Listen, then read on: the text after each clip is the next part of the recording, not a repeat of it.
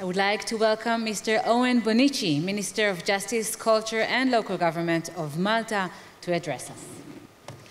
Good morning, ministers, colleagues and friends, ladies and gentlemen, Attorney General.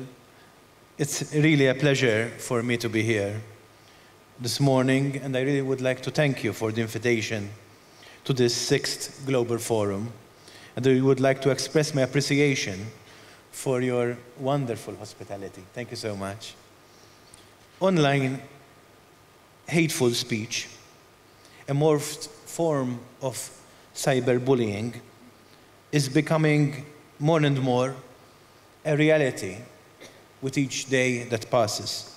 The spread of cyberhate, racist, xenophobic, and anti-Semitic comments, to mention just a few, the spread of incitement towards violence, violent extremism, and terrorist and radicalized ideologies through harmful comments or publications online, which is fueled further by the veil of anonymity, and I think one should stress this point, present in this online world a transformation into a vicious attack on our sound democracies.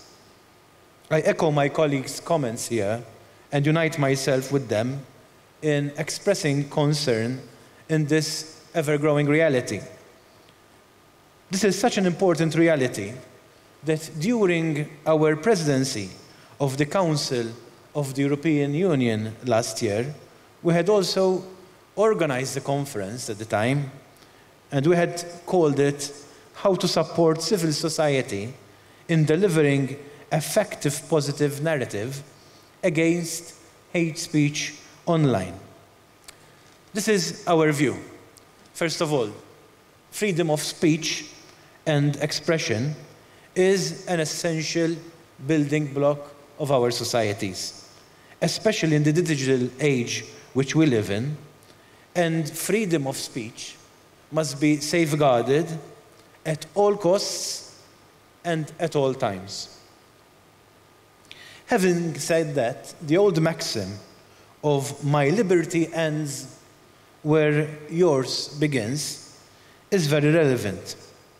And this is where the discussion on how to limit xenophobic, terrorist, radicalized, and extremist views is crucial and important.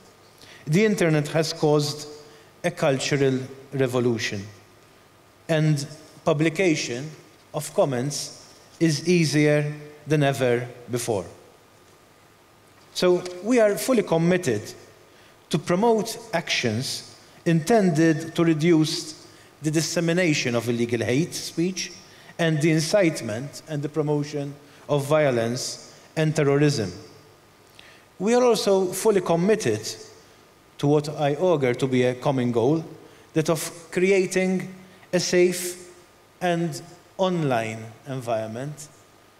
I am a father to a 10-year-old daughter, and I would like to know that my daughter, when she goes online on Facebook and on Twitter, she finds a safe environment. So as a father, I want to have a safe environment for our children, and we must ensure that the internet remains a platform for the exchange of diverse views and forms of expression.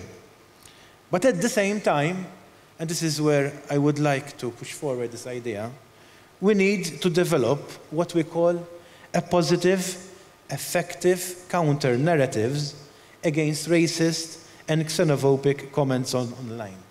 We need to promote positive narratives.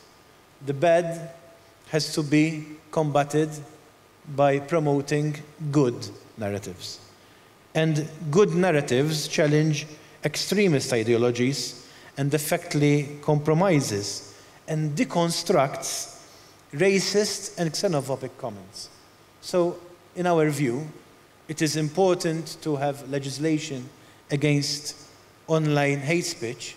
It is important to create this safe environment, but it is also important to share positive stories so that we deconstruct. It's like you have a building where you put away brick by brick the negative aspects, and we fill instead positive stories. And I think that is something which even this conference is doing this morning.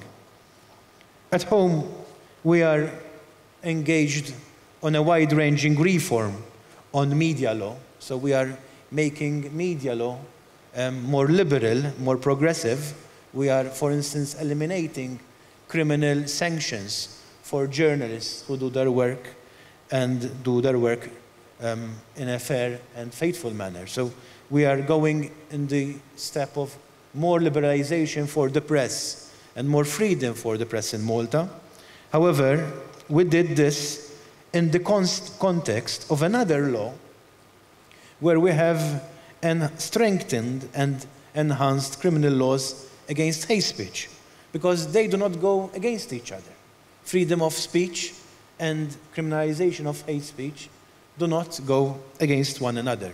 I would like to remind you that the European Union has drawn up a Council framework decision on the 28th November 2008. It's called a Council framework decision on combating certain forms and expressions of racism and xenophobia by means of criminal law. And this is a crucial basis for all of us in the continent and in the European area. We have in Malta fully transposed this decision and have since then convicted people found guilty of inciting racial hatred on the internet. We also stand foursquare behind the Justice Commissioner Vera Jourova, sterling work, very good work in this field since the adoption of the Code of Conduct on countering illegal online hate speech. In fact, the Facebook representative spoke about this Code of Conduct before us, before our interventions, and I can confirm that we have saw things change for the better.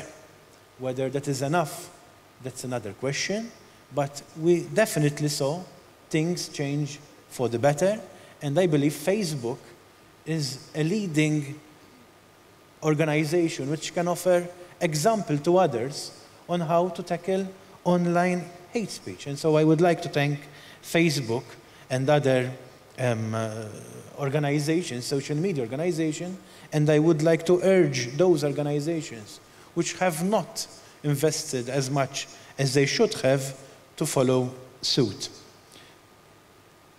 This is by far not the end of the road towards our zero tolerance policy towards hate. I would like to quote what Martin Luther King said: "You don't have to see the whole staircase, just take the first step." I am proud to say that we are taking it, and we hope to continue taking other steps together in an attempt to create a safe yet open online environment. Thank you so much.